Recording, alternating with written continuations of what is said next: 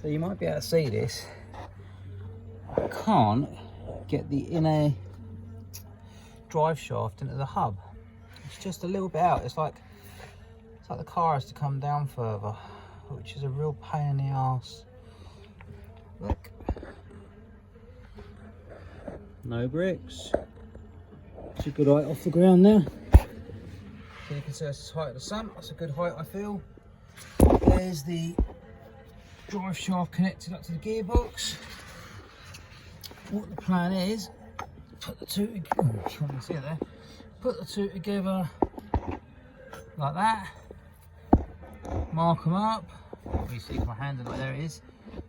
Mark them up, cut, dowel, weld up, possibly sleeve over, job done. I mean, that's how level it is. That's pretty good without even running the car. You know, obviously suspension has to settle and all that, so it's a couple of degrees up. Exactly where I want it. There's your gap. So there's gonna be another bracket there that goes on that stabilises the engine. Oh dear. Then you can see, first time it's been on all its mounts. Well, all two of them. There's a mount there.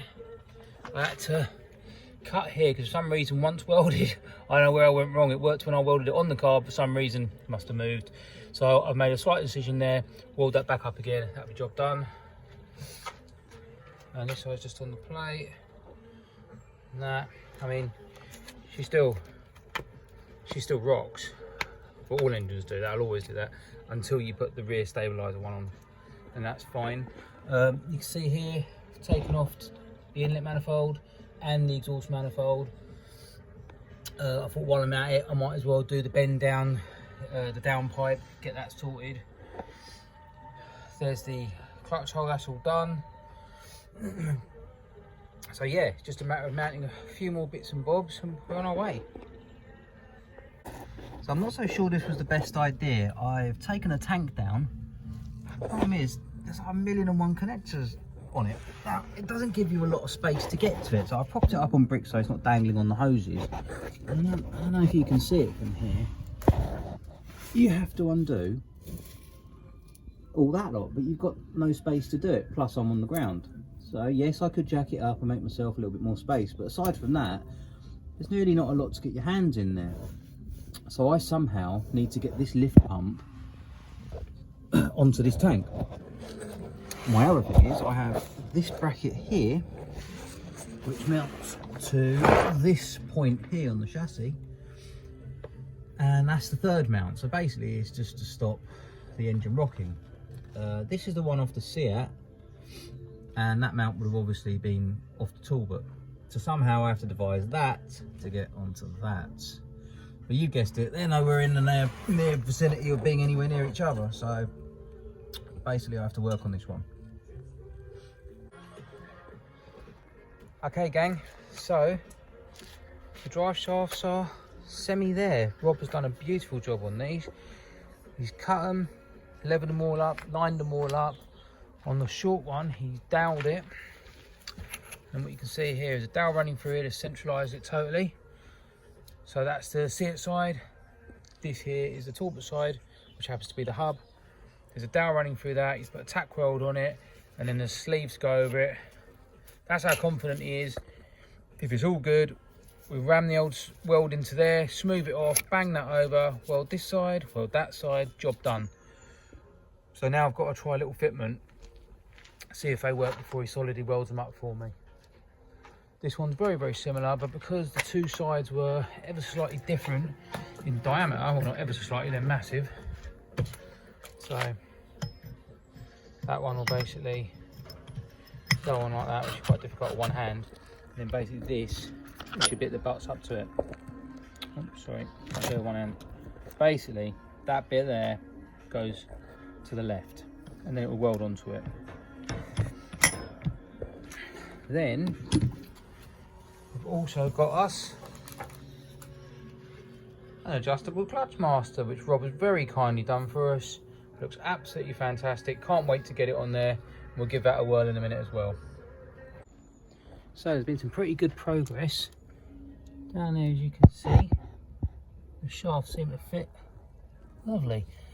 I haven't bolted them all up yet. They do move. They're on shocks. That bit, it's like a dampener. That helps me getting them in and out. See, punch through lovely there. So I've got all the nuts for them. I've got one, unfortunately the other one's gone AWOL. So I've got all of that up. Put the clutch master on. So I'm going to look at what I've got to adjust in there, and then I've got to go from this singular pipe here all the way around to basically that. So I'll just do a new one from whatever that is. Go on from there. So I just go around the back of the bulkhead like that and tally up to there, and hopefully I can bleed all that up and all will be good, as it always is. Then shall have a look at this next. There's my adjuster. It's the first time I've ever seen this as well. So we're getting a sneak preview. Probably go something like that. Little drilled hole on it. It hasn't got to go too high because there's a brake pedal there, and that's sort of ride height, so you don't want it too high. Yeah, I think if it went there,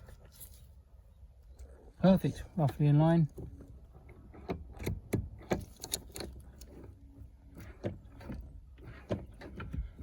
It's good, works, happy days. Probably adjust that in a little bit more, but aside from that, she's all good. I'll mark that up and get that drilled.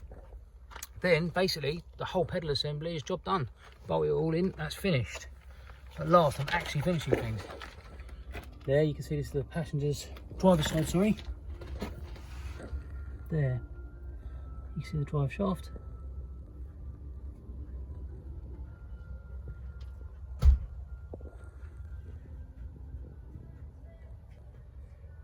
Got me thinking that I might need to raise the engine a little bit. The weight, I didn't quite calculate that correctly, it doesn't look. We'll see how it goes first. I mean, that's still a good height off. Then obviously I dropped the sump down, but now what I'm looking to do, I'm not going to modify that tank, I just want to keep it as it is. I don't want to piss around with it, so I'm going to bolt him back up again, and I'm working on running an inline lift pump, and then after that should be able to start her up soon. So I'm pretty happy with this. It's come out quite nice. So I've only temporarily bolted it up with that one bolt there. It's the whole pedal mechanism, but there's your brake obviously, and you get your clutch. It's all good. I mean, none of it's all tight at the moment, but it seems to do what it's meant to do. I've just got to work out a few more little bits and bobs, but we know the accelerator pedal already bolts onto there, so it should all work out just right. I've sat in there. I mean, it would be nice for the pedal to have gone lower. I can adjust it and make it lower, but it doesn't make a great deal of difference. It's very much a van seating position, so it don't really matter. And just because I can, I thought I'd put the accelerator pedal there as well. It's very, very tight up there, but that's as good as it gets. You get 100% out of it, so that's all that matters. Chuffed to death for that. Ooh, shiny stuff. So this is the EGR delete kit that I bought. They're about 15 quid. It basically just eliminates the exhaust gas recycling system, I believe it's called. Here's the original. So you get this that comes off the exhaust manifold, which is currently on the bench, so we lose all that. We lose this bit here. This is all controlled via that, which is a vacuum distribution block. That is controlled by this socket here, which goes to the ECU. So basically it just tells it to reuse the exhaust gases, try to use as much as you can, and goes through the system, and it makes it absolutely filthy. Yes, might be better for the environment, however. So this is now the Passat one, so this inlet manifold will go around that way, which is cool, because then it's going away from the brakes, so that's a good thing. This is the other part of the block off, so these two bits here will go where that would have gone and block that hole on the exhaust. So if we go along to over here, my very good friend Bigger Rob has advised me to spray these each day with spray, which I've been doing as I was told. So I'll do it again just for you guys,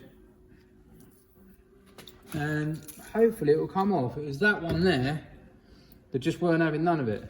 Because basically I need to remake the downpipe. Nothing too fancy. I just need to add on to this, I don't know, 45 degree, then going down to a 90, and then somehow wangle it onto the new exhaust. Not the new exhaust, but a newer exhaust that I have. But yeah, that's about it for now. So I had a bit of a result. It would appear Bigger Rob was right. Never doubted you, my friend.